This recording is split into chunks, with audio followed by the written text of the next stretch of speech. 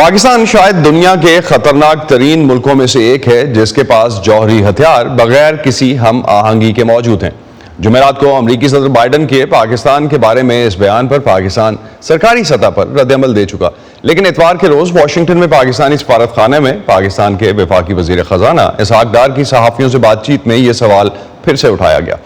اسحاق ڈار کے مطابق پاکستان کے جوہری ہتھیاروں سے متعلق کمانڈ اینڈ کنٹرول اتھارٹی کے بنائے گئے سسٹمز انتہائی مستحکم ہیں، اور یہ بھی کہ IAEA کو عالمی سطح پر 3000 سے زائد شکایات موصول ہوئی ہیں، لیکن ان میں سے ایک بھی پاکستان سے متعلق نہیں۔ اس سے پہلے وائٹ ہاؤس کی ترجمان امریکی صدر کے بیان کے بارے میں کہہ چکی ہیں کہ صدر بائیڈن ایک محفوظ اور خوشحال پاکستان کو امریکی مفادات کے لیے انتہائی ضروری سمجھتے ہیں۔ اتوار کے روز ہی وائس آف امریکہ سے بات کرتے ہوئے پاکستانی وزیر خزانہ کا کہنا تھا کہ پاکستان ڈیفالٹ نہیں کرے گا۔ ملک کی معاشی صورتحال جو حالیہ سیلاب سے اور بھی ابتر ہو چکی ہے، اسے دیکھتے ہوئے وہ یہ دعویٰ کیسے کر سکتے ہیں؟ اس کا جواب انہوں نے کچھ یوں دیا۔ I can't give you my tools and my sources that لیکن reserves mean کہ you should have cash flow. What are your projected inflows, what are your projected outflows? As long as we are able to meet all those, there's no question of default. So reserve building جو ہے وہ ابھی اس سے پہلے اپنی یہ ہماری جو نیڈز ہیں، ریکوائرمنٹس ہیں، اگلے جو ہماری لائبلٹیز ڈیو ہو رہی ہیں اور جو ہمارا کرنٹ اکاؤنٹ ڈیفیسٹ ہے جو کہ ایکسپورٹس ریمیٹنسز مائنس امپورٹس، ہم اس کو مینیج کر رہے ہیں۔ We are actually working on that. Hopefully انشاءاللہ Pakistan would not have any difficulty۔ ہم نے اس سے کم ابھی ڈیڑھ مہینے کے امپورٹ کے ریزروز ہیں، فار ایگزامپل اسٹیٹ بینک کے، تو ہم نے اس سے کم لیول پہ بھی مینیج چیزیں کی ہوئی ہیں۔ 2013-14 فرسٹ ایئر انشاءاللہ we'll be able to handle it۔ Pakistan میں مہنگائی کی سطح اس سال اگست میں 40 سال کی بلند ترین سطح پر ریکارڈ کی گئی تھی، اور اسی طرح ہم نے سپٹمبر میں دیکھا کہ کچھ حد تک جو نمبرز ہیں وہ ایز آف ہوئے۔ تو جب اسحاق ڈار سے میں نے یہ جاننے کی کوشش کی کہ ان کے پاس مہنگائی اس وقت حل کرنے کے لیے کیا اس وقت اسٹریٹجی موجود ہے، تو اس کا جواب انہوں نے کچھ اس طرح سے دیا۔ فرسٹ آف آل اس میں بہت بڑا ایک ایلیمنٹ ہے امپورٹڈ انفلیشن کا۔ We import energy, we import petrol, we import gas and diesel etcetera, تو اس کا ایک بہت بڑا کمپوننٹ ہے اس میں۔ تو ہم اس کو ہم نے فوکس کیا ہوا ہے۔ ہماری کرنسی جو ہے وہ یعنی ریئلسٹکلی اس کو اسپیکولیٹرز نے، کچھ پلیئرز نے اس سے بہت مس ہینڈل کیا ہے۔ ہمارا جو ریئل افیکٹو ایکسچینج ریٹ کے وہ قریب نہیں ہے، اس میں امپرومنٹ میرے ٹیک اوور کرنے کے بعد پچھلے 3 ہفتے میں آئی ہے کافی، اور وہ آپ اگر وہ پراپر فکس ہو جائے in routine and in natural process, تو وہ آپ کی کم از کم 20% تو وہ آپ کی ریڈیوس کرے گی۔ آپ سمجھتے ہیں اس سے انفلیشن کم ہو جائے گی؟ آف کورس، یہ جتنی امپورٹنٹ ایلیمنٹ، کیونکہ ہمارا کور اینڈ ہیڈ لائن انفلیشن میں بہت فرق ہے، اور دنیا میں جو امپورٹڈ کمپوننٹ ہے اس کو ذرا ایک طرف رکھا جا رہا ہے، کیونکہ obviously میں نے دیکھا اپنا MD IMF کا انٹرویو کہہ رہے کہ ڈیولپ ورلڈ کو جی آپ اپنا فوڈ انرجی میں اپنے عوام کو سبسڈائز کریں۔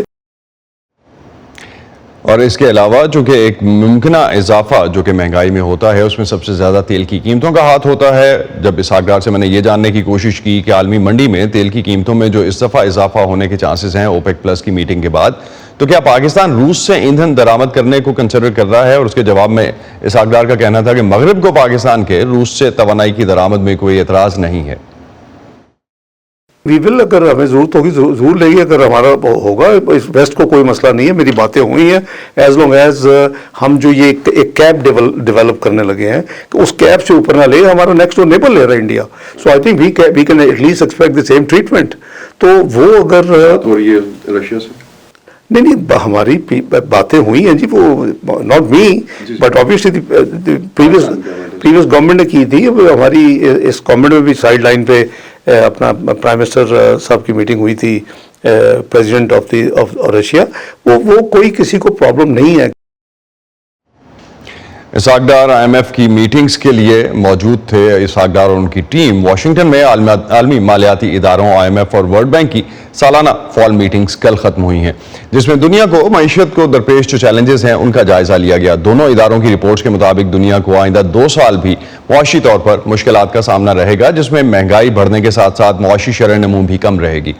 پاکستان کے لیے معاشی شرح نمو کا اندازہ اس سال سیلاب کے نقصانات کے بعد تقریباً 2% تک لگایا گیا ہے۔ پاکستان میں مہنگائی کی شرح اگست کے مہینے میں چونکہ سب سے بلند تھی پچھلی 4 دہائیوں میں، ستمبر میں کچھ حد تک کنٹرول ہوئی، لیکن طلب اور رسد کے فرق سے آنے والے دنوں میں عوام کے لیے مزید مشکلات کا اندیشہ ابھی بھی ظاہر کیا جا رہا ہے۔ وزیر مملکت برائے خزانہ ڈاکٹر عائشہ غوث پاشا IMF کی ان سالانہ میٹنگز کے لیے پاکستان سے واشنگٹن آنے والے اس وفد کا حصہ تھیں۔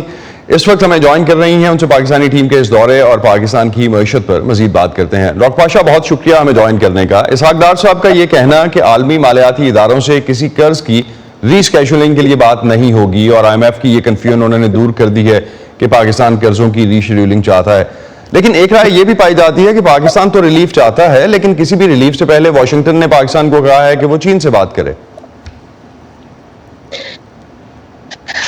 Thank you Asad for taking me. بسم اللہ الرحمن الرحیم۔ دیکھیے پوائنٹ یہ ہے کہ ہماری معیشت کی جو باتیں آپ نے ابھی کوٹ کی اسحاق ڈار صاحب کی، وہ بالکل ویلڈ ہیں اور صحیح ہیں، اور ہم اس پہ کھڑے ہوئے ہیں۔ We have got an operative IMF program جس پہ ہم چل رہے ہیں اس وقت۔ وہ پروگرام ہمارا، ہم اس کی پرائر ایکشنز میٹ کر کے آگے جا رہے ہیں۔ اور دوسری بات یہ ہے کہ اس پروگرام میں رہتے ہوئے اور اس کو ریوائیو کرنے کے بعد ہم نے جو اسٹرکچرل ریفارم کا پروگرام تھا وہ امپلیمنٹ کیا اور بڑے ٹف ڈیسیشنز لیے ہیں politically speaking to put economy back on track, اس لیے کہ جو پچھلی گورنمنٹ نے کچھ بہت ہی میجر ڈسرپشنز کریٹ کر دیے تھے انہوں نے۔ اب پوائنٹ کے آئیڈیا پروگرام پہ ہم چل پڑے ہیں۔ لیکن ڈاکٹر پاشا 6 ماہ ہو گئے ہیں آلموسٹ آپ کی گورنمنٹ کو آئے ہوئے، ان 6 ماہ کے باوجود ہم نے دیکھا ٹھیک ہے سیلاب نے بھی ڈیمیج کیا، اور جو اوور آل اسیسمنٹ اب تک عالمی اداروں کی ہے وہ بھی 32.4 بلین ڈالر کی ہے، ڈار صاحب نے کل یہی نمبر دیا، لیکن موڈیز تو ابھی بھی ریٹنگ کم کر رہا ہے پاکستان کی، تو پھر کہاں آپ کہہ رہے ہیں اب ٹھیک ہو گیا ہے، تو وہ کیسے کس پہ یقین کرے گی دنیا؟ تو ڈیفینیٹلی ریٹنگز کو دیکھے گی جو کہ عالمی رینکنگ ہمیں مل رہی ہے دیکھنے کو۔ دیکھیے پوائنٹ یہ ہے کہ آپ کی بات بالکل ویلڈ ہے۔ ہم تو یہ دیکھ رہے ہیں کہ ہمارے ریسورسز کدھر سے آ رہے ہیں کدھر جا رہے ہیں۔ موڈیز کی رینکنگ جو ہے وہ انفارچونیٹ ہے کہ یہ انہوں نے اناؤنس کر دی، لیکن وہ set the record put this on record also. ہم نے یہاں پہ بھی ان کی ٹیم سے ملاقات کری ہے۔ They never had real deliberations with us or discussions with us prior to announcing it۔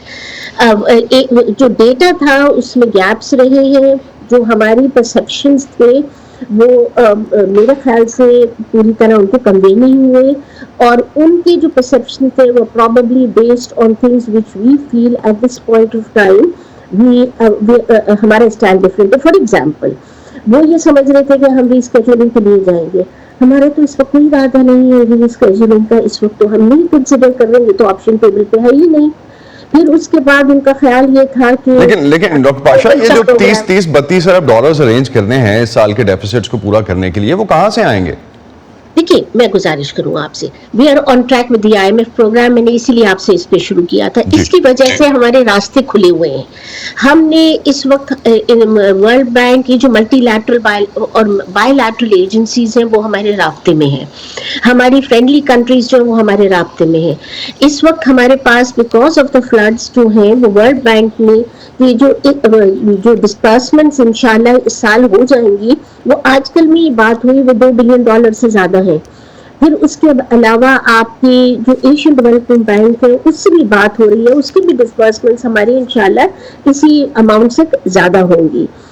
پھر ساتھ ساتھ ہماری multi lateral by lateral agency سے بھی بات ہے۔ فلڈ کا بہت سارا ریلیف کا اور ریسکیو کا کام میں ہمیں انٹرنیشنل کمیونٹی نے لارج ہارٹڈ بیس سے ہیلپ کرا ہے۔ UN سیکرٹری جنرل نے اپنی فلیش اپیل لانچ کی ہے، اس کے بعد وہ چیزیں آنا شروع ہوئی جسے ہم نے ریسکیو ریلیف فائنانس کی، ہماری اپنا سول سوسائٹی بھی اور NGOs بھی سامنے آئی۔